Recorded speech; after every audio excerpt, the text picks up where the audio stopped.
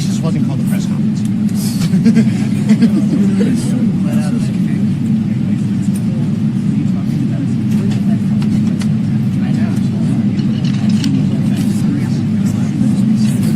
I also moved forward. Yeah, I moved forward from here.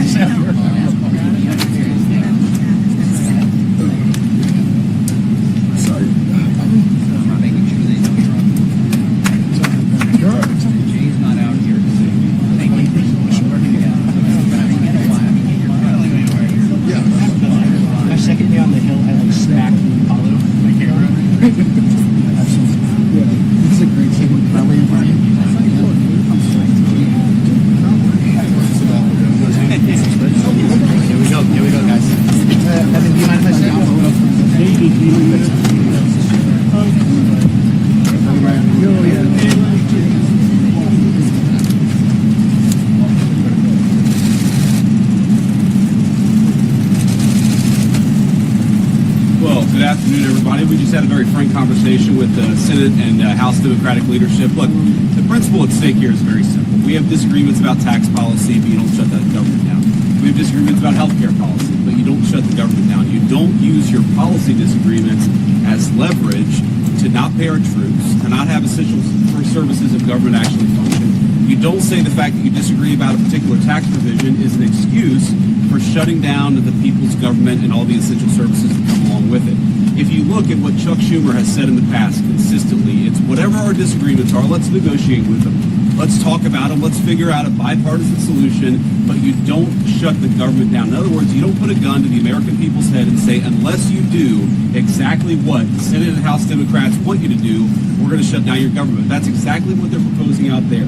Now, we have to remember, they're very frustrated. They say that they're very frustrated about the fact that this negotiation has not taken place until today. But if you look at the original thing they did with this negotiation, it was a $1.5 trillion spending package, basically saying to the American people, we want to give massive amounts of money, hundreds of billions of dollars to illegal aliens for their health care, while Americans are struggling to pay their health care bills. That was their initial foray into this negotiation. We thought it was absurd. We told them it was absurd, and now they come in here saying that if you don't give us everything that we want, we're going to shut down the government. We think that's preposterous. We think it's totally unacceptable, and we think the American people are going to suffer because these guys won't do the right thing. Now, I want to make one final point here. You will hear a lot from Senate Democrats, from House Democrats about the fact that American health care policy is broken. Well, we know that American health care policy is broken. We've been trying to fix it for the 8 months that we've been in office, but every single thing that they accuse about being broken about American health care is policy that Democrats have supported for the past decade. So if they want to talk about how to fix American health care policy, let's do it. The Speaker would love to do it. The Senate Majority Leader would love to do it. Let's work on it together. But let's do it in the context of an open government that's providing essential services to the American people. That's all that we're proposing to do. And the fact that they refuse to do that shows how unreasonable their position is. I think we're headed to a shutdown because the Democrats won't do the right thing. I hope they change their mind, but we're going to see. I'll let the Speaker say a few words. Thank you, Vice President Vance. I want to thank the President as well. They showed strong leadership today. They invited the four leaders over here because the President is operating in good faith, and he demonstrated that very well. The problem is that Chuck Schumer and Leader Jeffries refuse to acknowledge the simple facts. Let's review what the simple facts are. As the Vice President was saying, this is the common sense thing to do. This is the right thing to do. This is the simple thing to do. By way of review, the House is getting back to the way the regular appropriations process is supposed to work. 12 separate appropriations bills passed through the House Appropriations Committee, 3 off the floor. The Senate doing their work as well. All this in bipartisan fashion, by the way. They passed 3 bills in the Senate. Those bills don't match up exactly. So for the first time in years, since 2019, you have a conference committee that is being constituted between the House and the Senate. This is the way a bill becomes a law. They work out the differences. All this is happening in bipartisan fashion. The problem is we run out of clock. September 30th is the end of the fiscal year, so we need a little more time. So what we did in the Republican majority is the right, responsible, simple thing. A clean, continuing resolution, a short-term, non-partisan continuing resolution. It's only 24 pages in length. Leader Thune has a copy if you want to see the exhibit. There's nothing partisan in here. No policy riders, none of our big party preferences, because we want to do the right thing by the American people and allow more time for negotiation. Now, There's a reason that Chuck Schumer and Hakeem Jeffries have come out here, stomped the feet, saying that they can't go along with this. They're trying to bring in extraneous issues. They issued a counter proposal. You should go take a look at what they requested. $1.5 trillion in new spending that is unrelated to the ongoing appropriations process. They wanted to, as you said, restore taxpayer-funded benefits. Okay, hardworking taxpayers in America. They want to take your funds and give that for benefits to illegal aliens. They want to restore that because we got rid of it. They want to prop up left-leaning media outlets. $500 million they threw in on top of that. $1.5 trillion on a 7-week stopgap funding measure. We're not going to do that.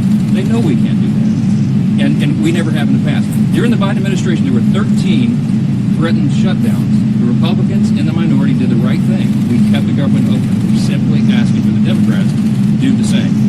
Again, I want to thank President Trump for the strong, solid leadership. He listened to the arguments, and they just wouldn't acknowledge the simple facts. I want to thank the Vice President here for showing his leadership as well. If the Democrats make the decision to shut the government down, the consequences are on them, and I think it's absolutely tragic. We've never said that was a good idea. We never believed it is. And I want you to remember, when we voted in the House, we passed it out of the House. The House has done its job. We did that almost 2 weeks ago. Every Democrat in the House except one voted to shut the government down. That is the record. And don't forget it. So we step in here. Vice President. This right here, ladies and gentlemen, is what we're talking about. 24 pages. Continuing resolution to fund the government through November the 21st. I don't know where they're saying this is some huge partisan thing. This is something we do fairly routinely. And when the Democrats had the majority on 13 different occasions, they had the majority, President Biden was in the White House, we passed continuing resolutions to fund the government. This is purely and simply hostage taking on behalf of the Democrats. Republicans are united. House Republicans, Senate Republicans, President Trump. The House has passed a clean funding resolution to fund the government until November the 21st. It's clean, it is bipartisan, and it is short-term. But it gives us enough time to finish the appropriations process, which is the way we should be funding the government. So Republicans in the House, the Senate, President United, they passed the bill. This is sitting right now at the Senate desk. We can pick it up and pass it tonight. We can pick it up and pass it tomorrow before the government shuts down. And then we don't have a government shutdown. It is totally up to the Democrats because right now they are the only thing standing between the American people and the government shutting down. We're all in favor of funding the government. And this is something that's been done routinely 13 different times by the Democrats when they had the majority. So to me, this is purely a hostage-taking exercise on the part of the Democrats. We are willing to sit down and work with them on some of the issues they want to talk about, whether it's the extension of premium tax credits with reforms. We're happy to have that conversation. But as of right now, this is a hijacking of the American people, and it's the American people that are going to pay the price. Can you Mr. Vice President? Sure. We want to keep this government open. It is not good for the American people to have the government shut down for any period of time. We will manage it appropriately, but it is something that can all be avoided. It can all be avoided by accepting a reasonable position, which is what the House has passed and what sits at the Senate desk, which is to continue to fund the government with a short-term continuing resolution. It has never been a viewpoint that $1.5 trillion is a reasonable amount of spending to be included on a short-term CR. This is hostage-taking. It is not something that we are going to accept, and we hope that the Democrats come back to the brink, fund this government, and allow us to move forward. Thank you. Right. Mr. Vice President, so just to be clear, is there room for negotiation here with Democrats? And you mentioned you believe that we are headed toward a government shutdown. Is the federal government preparing to fire federal workers if the government does indeed shut down? Well, first of all, we have to keep essential services functioning as well as possible if the Democrats shut down the government, and Russ has been tasked with making sure that's possible. Now, you asked about negotiations. One of the things I admired about the president, but frankly the entire team's approach during the conversation we just had with Chuck Schumer and Hakeem Jeffries was, they have some crazy ideas. Giving taxpayer money to illegal aliens for health care, that's a crazy idea. funding transgender surgeries in Peru, that's a crazy idea. But they had some ideas that I actually thought were reasonable, and they had some ideas that the president thought was reasonable. What's not reasonable is to hold those ideas as leverage and to shut down the government unless we give you everything that you want. There were multiple times where Leader Jeffries or Leader Schumer would say, you know what, we should be doing this, and the President of the United States would say, yeah, absolutely, let's have that conversation, but we're going to do it in the context of the people's government being open. We're not going to let you take the people's government hostage and then give you everything you want. And that's really the state of the negotiation. Yeah, let's have a conversation. Let's have a negotiation, but we're not going to shut down the government because we won't give the Democrats everything that they want. Can you respond to what Senator Schumer said, that there were aspects about health care ending for certain people that the president was learning about for the first time at that meeting? And was the president open to a deal on the ACA subsidies? Well, I'm highly skeptical that the president was learning about it for the first time, thanks to Chuck Schumer. But what I will say is, look, we have put a $50 billion rural hospital fund into the big beautiful bill that we passed a few months ago, because we know that under Biden administration's policies, there are a lot of small town hospitals, a lot of rural health care that was getting shut down and that was struggling. We're trying to fix that problem. In fact, we're happy to work with Democrats to fix that problem. We want to work across the aisle to make sure that people have access to good health care. We are not going to let Democrats shut down the government, take a hostage unless we give them everything that they want. That's not how the people's government has ever worked. That's certainly not how it's going to work under the Trump administration. This is very important on health care. Their counterproposal, what Chuck Schumer and Hakeem Jeffries are demanding, is that they claw back the $50 billion that we put into the rural hospital support structure. They want to take that back. We're not going to do that. We passed that because we have to allow for that. Also, if they shut the government down, not only are troops unpaid, federal workers, and all the services that everybody relies upon, but the WIC program, the nutrition program, women, infant, and children, they will not get that program, will not be funded. FEMA won't be funded. We have hurricanes off the coast of the United States right now. This is serious business. You have telehealth, you have mental health services, all that's funded by the government would stop if Chuck Schumer and Hakeem Jeffries and the Democrats have their way. The Democrat shutdown would be damaging for the country. We can't allow for it. Was there any mention of passing a shorter CR?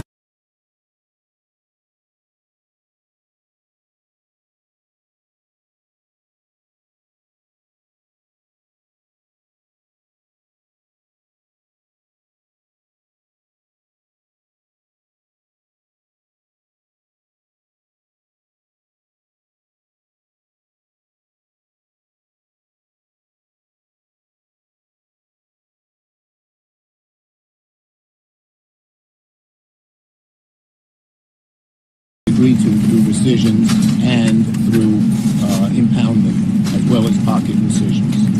And I think for the first time, the president heard our objections and heard why we needed a bipartisan bill. Their bill has not one iota of Democratic input. That is never how we've done this before. When I was leader, we negotiated 4 times with Republicans, and we never had a shutdown. And so it's up to the Republicans whether they want to shut down or not. We've made to the president some proposals. Our Republican leaders will have to talk to him about them, but ultimately he's the decision maker. And if he will accept some of the things we asked, which we think the American people are for, on health care and on rescissions, he can avoid a shutdown. But there are still large differences between us. There was a frank and direct discussion with the President of the United States and Republican leaders, but significant and meaningful differences remain. Democrats are fighting to protect the health care of the American people, and we are not going to support a partisan Republican spending bill that continues to gut the health care of everyday Americans. Period. Full stop. There's a Republican-caused healthcare crisis that is causing hospitals and nursing homes and community-based health clinics all across the country, in rural America, urban America, small-town America, the heartland of America, and black and brown communities throughout this country. And that crisis is happening right now. And that's why we believe there is urgency to both keeping the government open, reaching a bipartisan spending agreement that actually meets the needs of the American people in terms of their health, their safety, their economic well-being, and quality of life, while also addressing the dangerous Republican healthcare crisis. We laid out to the president some of the consequences of what's happening in healthcare.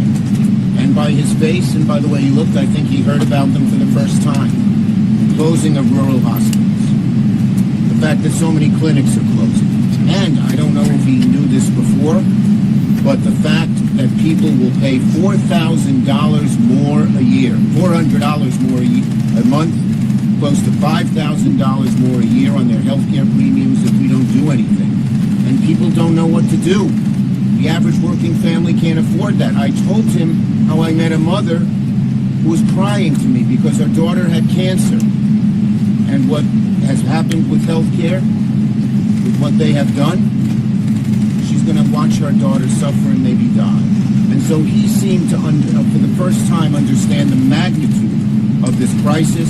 And we hope he'll talk to the Republican leaders and tell them we need bipartisan input on health care, on rescissions into their bill.